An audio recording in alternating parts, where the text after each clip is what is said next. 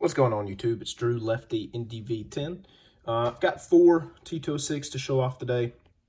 All 4 of these are top 100 card short prints.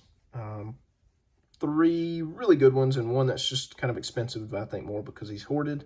I do kind of want to get into some of the scarcity rankings for each of these and then just a bit on the pop report. I'm going to go in order of the Scott Reeder scarcity list that he has provided. I use this list for a lot of things. However, there is one card in particular on here that is way understated in terms of scarcity, in my opinion. There's a lot of controversy around which one of these is tougher. 3 of these cards are going to be on the team swap varieties, and I'll kind of go over into that. So I'll start with what I think is the easiest card of this list. However, based on Reeder's interpretation of scarcity, he is actually second from this group. I think he is probably the easiest. It's going to be Doc Atkins. The Baltimore players in particular are somewhat difficult to acquire up across the board. Most of them are 350 only subjects. I think they actually might all be 350 only subjects. Doc Atkins, particularly tough. Scott Reeder has him at 18th on the scarcity list. This is an excellent 2, by the way. I could see this being a 2.5 all day long. Incredible color, but I'm happy with this one for now till just a superb 3 comes up. The orange on this is fantastic. Kind of fits the Baltimore theme of today. So anyways, Doc Atkins, number 18 on the scarcity list. He is a 350 only subjects. This card has been graded by PSA. I don't really look at SGC pop reports, just too hard to find to get to, and I'm just going to use PSA ones and just kind of maybe like 1.5 that for the actual number. But PSA has graded this card 382 times. So I would, suspect maybe SGC is graded maybe 250, 300 of them. So keep that number in mind, 382 for Doc Atkins for PSA, and they've got him at 18th. This next one up, this is a team swap card. So there are about 6 cards in the set where the player changed teams and or leagues sometime in between the first, second, or third printing groups. This is one of them that is particularly tough. This is Frank Smith, Chicago, and Boston. Obviously, there's one down there that is just Chicago. He's still pictured in his Chicago uniform here clearly. Frank Smith, Chicago and Boston is a 460 only subject. So this card was only printed in the 460 series. The regular version, I believe, was I want to say it was a 350. Yeah, 350 only. So in between the 350 subjects and then the 460, they obviously he was traded to Boston. They kept the jersey on here, so they just put Chicago and Boston. This is a polar bear back, so kind of cool there. This is a good 2.5. I'm happy with this one for my set. It has great color. This one, I say this is the toughest card that Reeder has on his list. I would say this should be the second toughest on this list. I don't see this card pop up very often at all. I could say that this is probably should be the third hardest card, the next 2 coming up. So bear with me. I know it's a bit of rambling, and I'll kind of explain why. But this being a 460 only subject, this card comes in a ton of different off-backs. A lot of them are super tough. He has roughly the same number of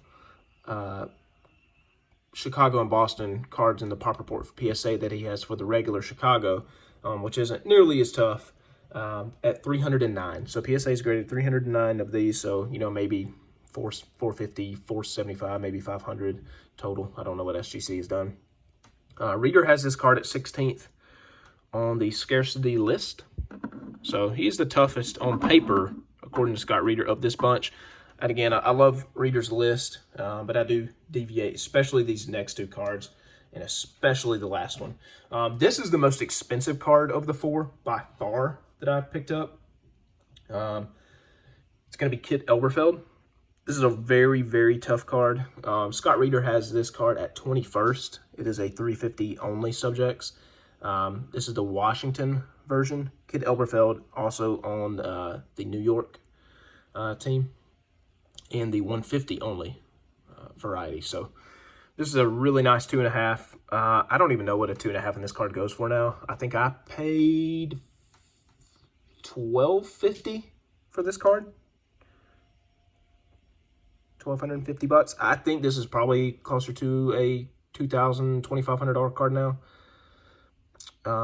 Again, Scott Reeder has this at 21st. I would actually put this card as the toughest of all of these. Atkins, way down on the list. I really think Elberfeld should probably trade places with Smith. So, for example, 309 graded at PSA, 307. But I guarantee you this card gets graded a lot more than this one, just on terms of everybody knows this card is tough. Yes, everybody knows that card is tough, but this one I think is way tougher. It commands 10 times the price that card does. So I think the pop reports are a little skewed there, and I think the list that Reeder has, although great, I do think this card should be much, much, much higher up on the list. I think this card's tougher than Lundgren Cubs. I think this should probably be somewhere around number, I don't know, 10 to 12 in that range. Bump a few of the Southern Leaguers down that probably don't get graded as much. This is a really tough card. Super happy to have it. Beautiful example. It's got a little bit of, I don't even think it's paper loss. It's just, yeah, unfortunately on his face, but I will totally live with that card. Super happy to have it out of the way. And the last one, although not as tough or expensive as Elberfeld Washington, this is a very tough card, and I totally disagree with where Reeder has his list for this one. So this card comes in two different, it's Dahlin Brooklyn, by the way. Here is the other version, Dahlin Boston and Dahlin Brooklyn. This card, he has these actually flip-flopped. So Reeder has this card at 87th on the scarcity list. It is a 350 only SP. Dahlin Boston is a 150 only, and I think he has this card at 76. So this card absolutely should not be ranked ahead of this one. There are some people that will disagree with me on that. Very few, but they are out there. This card should be in the 30s or 40s overall. It should be ahead of some Southern Leaguers, I think. PSA pop is 312. I got a steal on this card for around 430 bucks shipped. It is a beauty. So, yeah, definitely is not the 87th toughest card in the set. I think this should probably fall around 30 or so. So if I arrange these cards in terms of Reeder's list, it would look like that. If I arrange them in terms of pop report, it would look like this.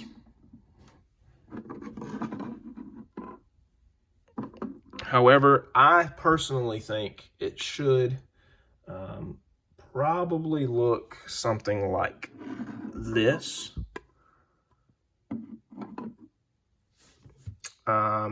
So yeah, that's kind of my interpretation of it. I base that on, just experience buying, not really so much price, although the only difference in price, that Doc Atkins is a little bit more than Chicago and Boston. So yeah, this is my interpretation of this scarcity list. So yeah, if you guys dig into that sort of stuff or find that interesting, I'd love to hear your thoughts down below. Otherwise, thanks for watching, and I'll catch you in the next one.